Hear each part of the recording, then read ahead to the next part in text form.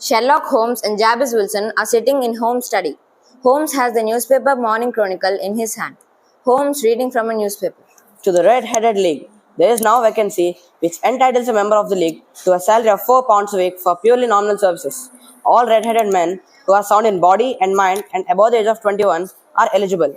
Apply in person on Monday at 11 o'clock to Duncan Ross at the offices of the league, 7 Pope's Court, Fleet Street, London.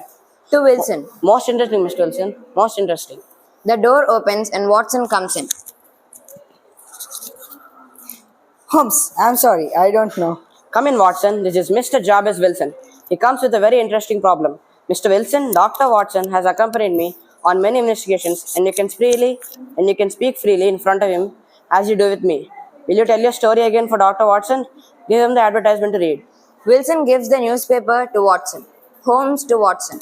You can tell, no doubt, that our client has been to China and has done quite a bit of writing lately. Why? How in? You have a tattoo of a fish with pink scales on your right wrist that indicates a process particular to China, and that Chinese coin dangling from your keychain provides further evidence. But the writing? Why? Your right cuff is very shiny compared to your left one, and the left one has a smooth patch near the elbow where you rest it upon the desk. Yes, that's right. Watson putting away the newspaper. It's very strange, indeed.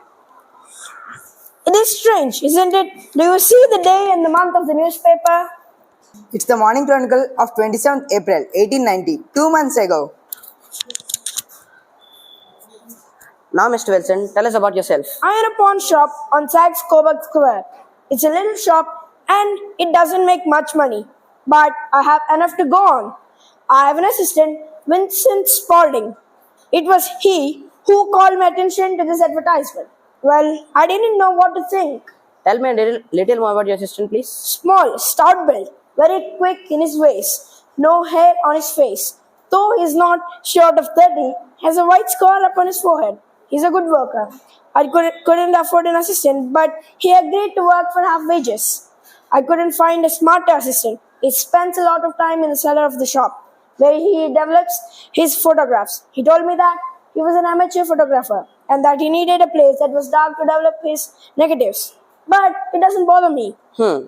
Well, he showed me the advertisement and told me that this league was set up to help red-headed men. He said that I should not let such an opportunity pass. After some thought, I agreed.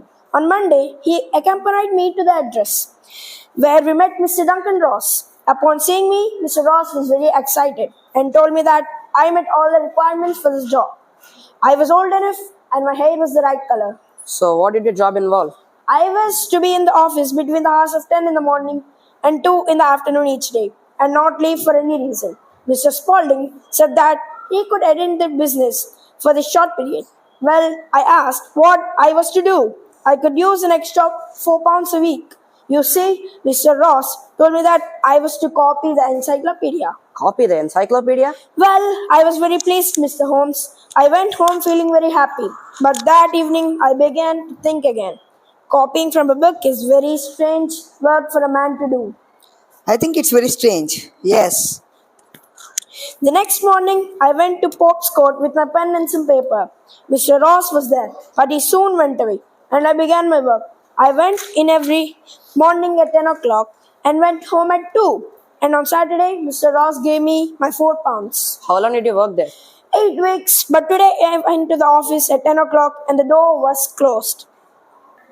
He takes a paper from his coat and gives it to Holmes. This was on the door. Then what did you do? I went to the office in the next building and I asked the man, what happened to the Red-Headed League? He said that he was not familiar with Mr. Ross or the league. Instead, he told me that Mr.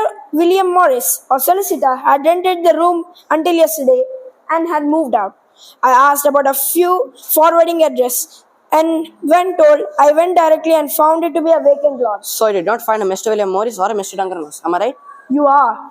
The whole affair was very strange, and I thought perhaps you could shed some light on the matter.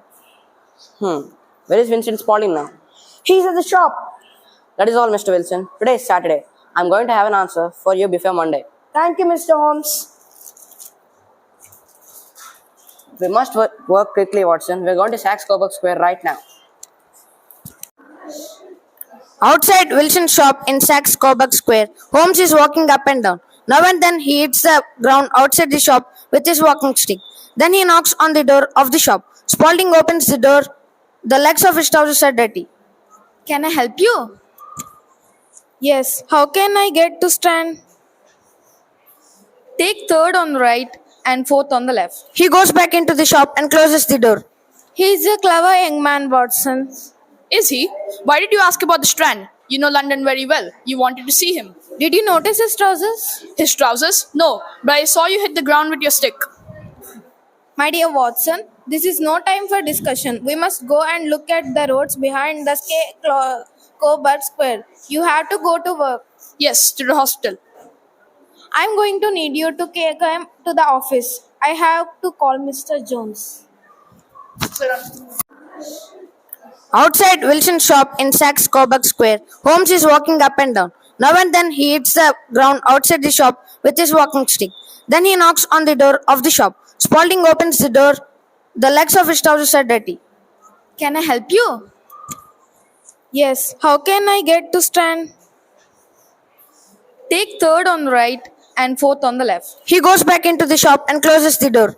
He's a clever young man, Watson. Is he?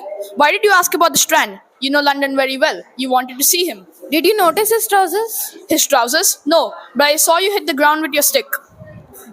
My dear Watson, this is no time for discussion. We must go and look at the roads behind the Coburg Square. You have to go to work. Yes, to the hospital.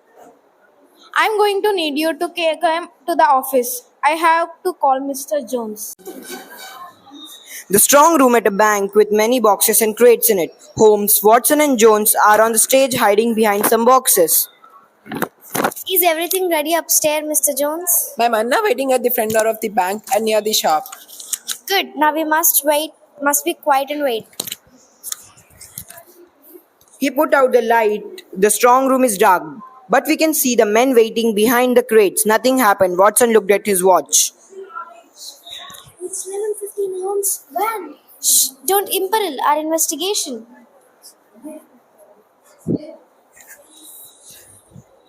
They see a light. They see a light coming through the stone floor. Suddenly, the stone gives away. First, a hand with a gun comes out of the ground, then another hand. Spaulding comes out, followed by Rose. Spaulding to Rose. Now have you got...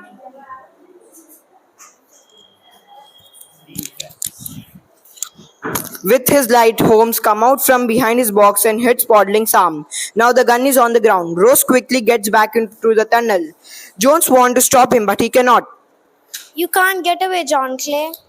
No, but Ross, my friend, There are 3 men waiting for him at the other end. you think of everything, Mr. Holmes. You're very clever. So are you, John Clay. Your Red League was clever.